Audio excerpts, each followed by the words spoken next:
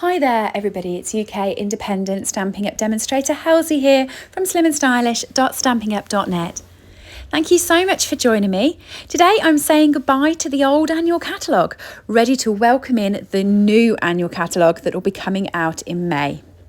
For anyone who's shopped with me since January this year, I will be sending you a complimentary catalogue out in the post. But if you haven't shopped with me and you would like to see the new catalogue, I send them out free within the UK, so just give me a nudge and I will pop one in the post to you. But over the week, I'm going to be saying goodbye to some of my retiring favourites from the annual catalogue. So do make sure that you've subscribed to my channel and you'll be able to see a new project each day saying goodbye to some of the stamp sets that I've had over the year and thoroughly enjoyed using. There's a whole heap of stuff that's retiring, which is dead exciting for me because after having them for a year, I'm a little bit bored of a few of them now and I want some new goodies to play with. So let me have a talk to you about what is going, and then you can head over to my store, SlimmandStylish.stampinup.net, and check out the clearance. Some of these products are up to 60% off, but when they're gone, they're gone. So get there quick. The clearance sale is on for a month, but like I said, once they're gone, they're gone. Okay? One of the things that's the big talking point about the new catalogue is that we're having a colour refresh. This is quite exciting for me. One of my favouriteest ever colours is coming back and a few of the other colours are going. So what I'm going to do before I start this project is talk you through which colours are staying and which colours are going. And then as soon as I've done that, I'm going to start on saying goodbye to a stamp set and I'll create a card using it. And I'm going to bring a different video to you each day. So heading to the colour section of the annual catalogue, let me tell you what's going. So the 2021-2023 in colours, let me talk in colours to you. We have 5 new in colours come every year and they last for 2 years.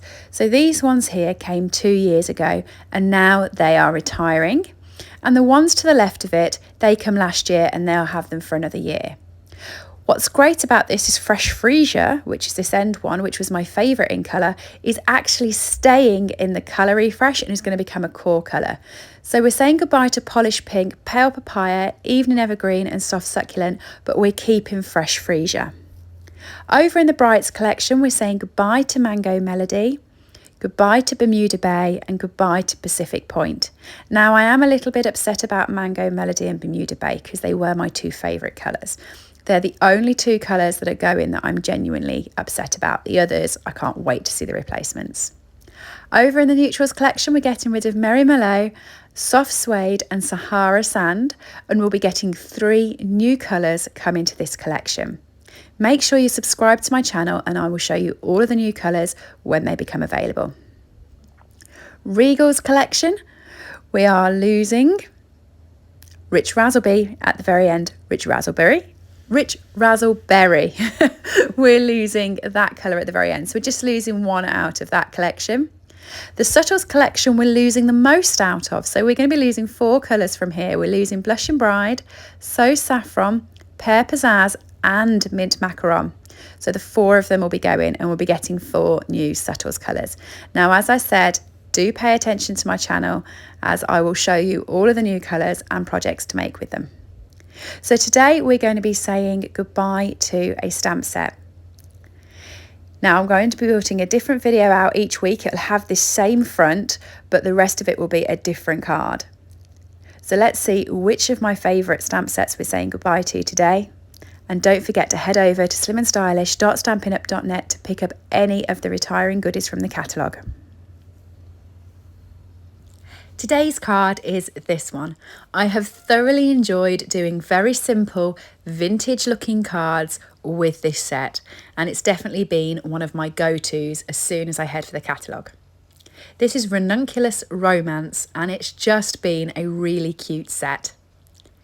It's here in the catalogue and as I said, it's going and it's going to be retired. So if you want it, make sure you get it sooner rather than later. I'm going to be using the scroll at the top that looks like it's come from an invoice set, the Just For You and both of the flower pieces in this card. It's very textural, this set, and it's quite simple to create one layer cards using it. So you're going to need a sheet of basic white. This is 10.5 centimetres by 14.8, and this is going to be the final sheet that we add straight onto the card base. So for all intents and purposes, it's going to be one layer. I'm using grey granite for this card, and I'm just going to be stamping up my ranunculus with it. I'm popping loads of ink on it because I want it to be really defined and really pop out from the card. Okay, so stamp that down, and there we go. It really is a stunning set. I'm going to be using our Stampin' Up masking paper now. So I'm just going to take the masking paper, work out which side's the right side. So to do that, have a feel along that sort of folded bit, and you can fold in and be able to see which is the correct side. And then you want to stamp the ranunculus onto it. The back should be the bit that peels off. Now I've only stamped it lightly and I've just given it a couple of seconds to dry. You need to do that with our masking paper. If you're stamping one of our water-based ink pads onto the masking paper, just give it a little bit of a waft before you start to cut and play with it, otherwise it will smudge. So I'm cutting around the image. I'm not going to be like particularly fussy over this. I am going close to the image, but I'm not going to be as fussy as if I was cutting this to actually add as a piece onto the card. So I've just gone round it all first of all to make myself sort of an easy circle to work with. To me, working with excess card off at the side or excess paper is just annoying. Having a little bit like this where you can go into each nook and cranny is great. Now I'm not worrying about the bits further down, the bits that's in between the leaves. I'm just cutting around the main skeleton of the project.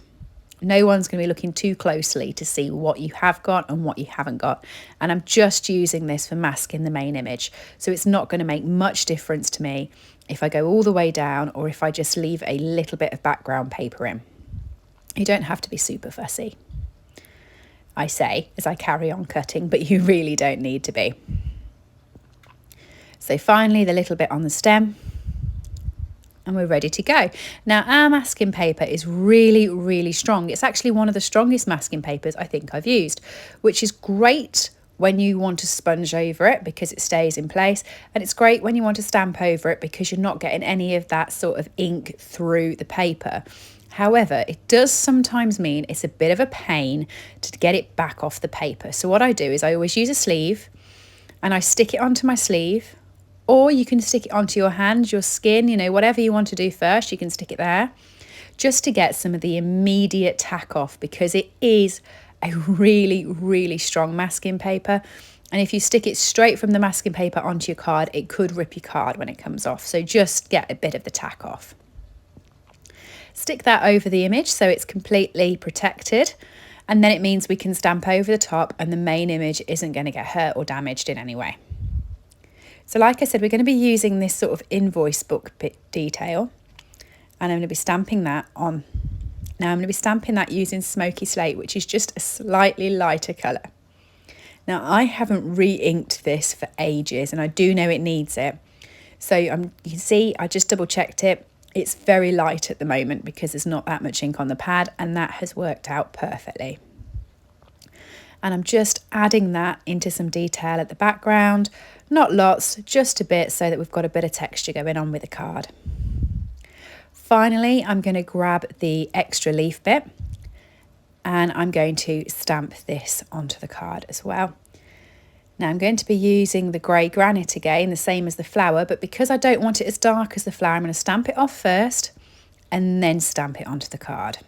As you can see there, it's really light in the background. It's not, you know, hello, I'm here, but it's just a light detail. With that done, I can take my masking paper off and you'll see that underneath the ranunculus hasn't got any more ink on it than what it started with. So it's a really great trick to use the masking paper to create a one-dimensional card. I'm going to be adding some colour onto this now, and I'm going to sponge it up. So these are the sponge brushes that we've got. Now you can see I've previously used this on purple, but what I do is I wash it out each time afterwards, so it doesn't matter if you're using another one. They wash really well in just lukewarm water. Rub it up and down your hand and go with it. Now I'm using Petal Pink for this at the top, and I'm going to add quite a bit of this colour here, and I'm just going to keep rubbing it around. You can see I'm going in circles. That just makes it a bit more delicate. It means the ink actually blends into each other rather than up and downs where it's not going to look as good. And just pop a mixture of that colour onto there. And then I'm going to come in with Fresh Freesia, and I'm going to use that towards the bottom. Now I was going to use Pool Party to start off with and go sort of with a cold look, but I'm glad I went in with the purple and made it warm. I just really quite liked the idea of just adding a bit of colour, and it's not sort of particular to the flower, it's just a splash of colour. Finally, the sentiment I'm using Just For You, and because I want this to really pop out, I am going to go back to using my black ink for this. So line it up, get your memento and stamp it onto the card. Now you can pop it wherever you like, but I put it next to the floral detail. And that was pretty much the base of my card. So I'm going to stick this onto my card base now. But the one thing I did think of before doing it was actually the embellishments section. So I liked it plain. I thought that looked quite nice, but I just can't finish a card without just a little bit of the embellishments on it. And we do have the metallic brushed dots, and these are carrying over into the new catalogue. So if you like them, they are going to be available for another year, and they're just beautiful. There is a gold as well as a brass and the rose gold. I've used all the gold ones up now, so I'm just using the rose gold on this card, and I'm using one big one and one little one. I didn't go to town with it. I just wanted a little bit of texture. And there we go. My finished card. Really simple, and as I said, quite vintagey. I just love this Ranunculus Romance set, and I'm really going to miss it. If you want it and you haven't got it yet, it will be on the last chance products, so don't miss out, because once it's gone, it's gone. You can get it from SlimmandStylish.stampinup.net. Thanks for joining me today. Please do make sure you subscribe to see my other projects. Have a good day. Bye.